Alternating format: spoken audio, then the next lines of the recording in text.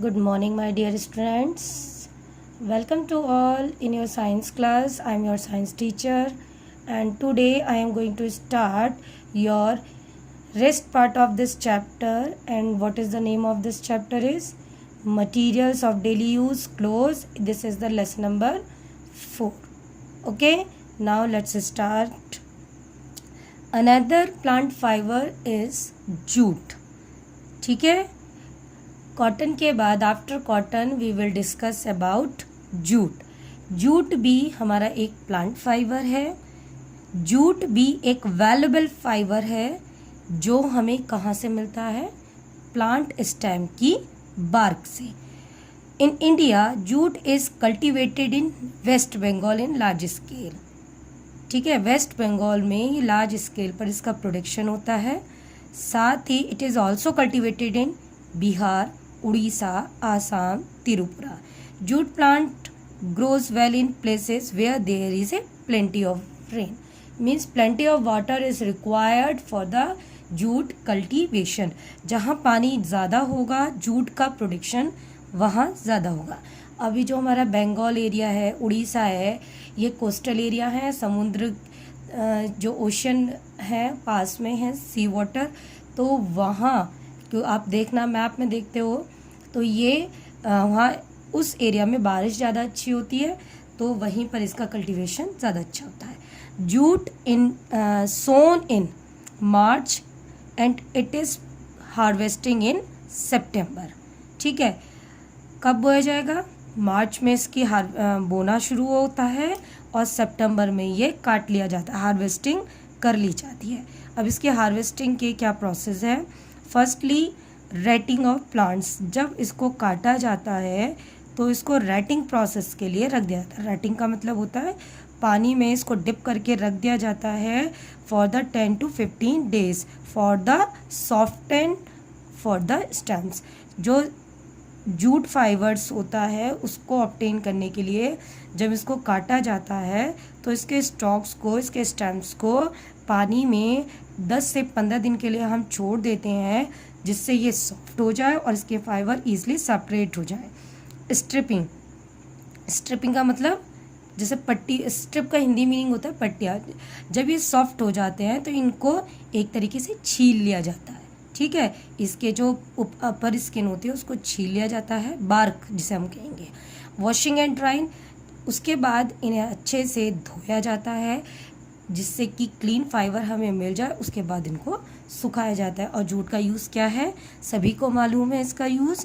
Jute का use सुतली सुना है ना, ये जो आप इसको जो बोरे वगैरह आते हैं, सेक्स आते हैं, इनको बनाने में किया जाता है. कारपेट, रग्स, ठीक है, पैकेजिंग, फैब्रिक और बैग्स, गनी बैग्स, बोरी जिसे कहते हैं, है ना. किसके लिए? Storing grains and pulses. Okay. Other plant fibres में हमारा हेम्प आता है. Hemp come from hemp the drug plant. Hemp fibre भी इंडिया में कल्टीवेट होता है, इसको उगाया जाता है, जिसे हिंदी में सन कहते हैं. हेम्प जो है हेम्प प्लांट के स्टेम की बार्क पर होता है. ये थोड़ा टफ होता है. लिटिल ब्राइटर मीन्स थोड़ा कम चमकदार होता है जूट के कंपैरिजन में. इसका भी यूज़ अच्छी क्वालिटी, बेटर क्वालिटी के गनी बैग्स, ये बोरे जिसे आप कहोगे, इनमें बनाने में, मैट्स वगैरह में, रोप्स वगैरह, रोप मीन्स रस्सियाँ वगैरह बनाने में किया जाता है. ठीक है, hand bags, carpet, nets, paper work बनाने में किया जाता है. जो हेम्प प्लांट है, ठीक है, हेम्प प्लांट जो होता है it is also a drug plant. इससे दवाइयाँ भी बनाई जाती हैं. ओके. नेक्स्ट है linen comes from flax, the linseed plant. ठीक, जो फ्लैक्स प्लांट होता है, फ्लैक्स है ना, fibre from flax is called linen. ठीक है, फ्लैक्स प्लांट के जो फाइबर्स हम लेते हैं, उगाते हैं, उससे जो फाइबर बनाते हैं उसको हम लिनिन कहते हैं. ये भी स्टेम से आता है.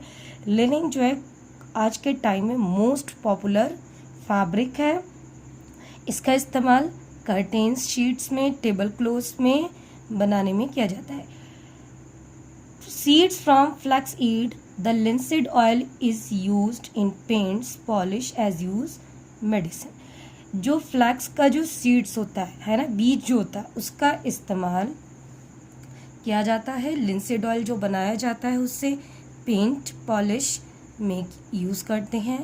Coir comes from coconut fruit. Coir आपने सबने नारियल देखा है, नारियल के ऊपर फाइबर होता है, उससे भी हम क्या बनाते हैं, यूज़ करते हैं, आर्टिकल्स वगैरह बनाते हैं। कॉयर भी एक फाइबरस ग्रोथ होता है। किसके ऊपर होता है? कोकोनट के ऊपर होता है। कॉयर का use coir mattresses, foot mats, carpet, ropes और रग्स बनाने में किया जाता है। केरला में और इंडिया के जो सदर्न पार्ट्स हैं, हमारी दक्षिणी एरिया जो है इंडिया का, दक्षिण भारत जिसे कहेंगे, वहाँ कॉयर का प्रोडक्शन लार्ज स्केल पर किया जाता है। Silk cotton comes from kapok, the silk cotton tricks. Kapok पता है आपको क्या होता है बेटा? कपोक सिंबल, सिंबल सुना है ना, लोकल नेम है सिंबल। सर्दियों में आप इसकी सब्जी भी खाते हो, है ना, इंडिया में बहुत पॉपुलर है ये, लोकल नेम है। लोकली नोन एज सिंबल एंड और सिंबल ट्री। ठीक है, स्पाइनी होता है, आपने देखा है सिंबल का पेड़, उसमें छोटे छोटे कांटे होते हैं, छोटे क्या काफ़ी बड़े होते हैं। ठीक है, उसके स्टैम्प्स पे होते हैं। इसमें रेड फ्लावर्स आती हैं। जब ये कपोक यानी कि इसका जो फ्रूट है वो पक जाता है तो बस्ट होता है, उसके अंदर से फाइबर्स निकलता है, रेशा निकलता है ना। तो कपोक ट्री का यूज़ भी हम फाइबर बनाने में करते हैं। ठीक है, अब ये क्या है आपका, ये चैप्टर आपका यहीं ख़त्म हो जाता है। This is the end of chapter and these two parts of to differentiate advantages and disadvantages of natural fibers। advantages क्या होती है natural fibers की, disadvantages क्या होती है? देखिए advantages तो ये हैं कि ये फायर रेजिस्टेंट होती हैं, जल्दी से कपड़ों में अगर आग लग जाए, ठीक है, जैसे कम सिंथेटिक फाइबर्स आपकी बॉडी से चिपक जाते हैं, ऐसे हमारे जो नेचुरल फाइबर्स होते हैं ये नहीं चिपकते, साथ ही पॉइजनस गैस को रिलीज नहीं करते। ठीक, ईजिली अफोर्डेबल है ना, ईजिली मिल जाते हैं, सस्ते होते हैं। पसीने यानी sweat, they absorb sweat and water. ठीक, कॉटन क्लोथ का आपको पता ही है क्यों यूज़ करते हैं, for the absorbing sweat. Natural fibres safe होते हैं for the human skins and also biodegradable. Biodegradable का मीन्स ईजली सॉइल में मिक्स हो जाते हैं बाय द डिकम्पोजर्स। ठीक, डिसएडवांटेजेस क्या है? नेचुरल फाइबर्स की जो स्ट्रेंथ है वो कम होती है। ठीक है, ज़्यादा टाइम नहीं चल पाते हुए। नेचुरल फाइबर्स वेट में हैवी होते हैं। नेचुरल फाइबर ईजिली डैमेज हो जाते हैं बाय मॉथ इंसेक्ट्स होते हैं, उन देखा आपने नेचुरल क्लोथ्स में जल्दी से कीड़ा भी लग जाता है। ये फाइबर्स रिंकल फ्री नहीं होते। ठीक है, कॉटन के जो क्लोथ्स होते हैं उन पे रिंकल बहुत जल्दी आते हैं, उन पे सिकुड़न आ जाती है ना। और ये जो फाइबर हैं लॉन्ग लास्टिक नहीं होते और ड्यूरेबल नहीं होते। Okay, some short question answer of this chapter, so we will do our question answer of this lesson. Firstly we will do short question answer of this lesson. Look, 1, what are natural fibers? Natural fibers क्या होते हैं? I have told you fibers which we are obtained from nature. ठीक है, nature से जो हमें fibres मिलते हैं, नेचुरल सोर्सेज से जो मिलते हैं, उन्हें हम क्या कहते हैं? Natural fibres. और नेचुरल फाइबर्स कौन कौन से हैं हमारे? प्लांट्स और एनिमल्स। ठीक है, plant fibres I have told you cotton, jute, and animal sources wool and silk. So fibers which are obtained from natural sources such as plants and animals are called natural fiber. Cotton, jute, wool, silk, etc. Second is name 2 natural fibers that come from plants. 2 natural fibers का नाम लिखना है आपको जो plant से मिलते हैं। Example आपको मालूम है cotton and jute. You will write another also, you can write another example of also like hemp, flax. Third is name 2 natural fibers that come from animals.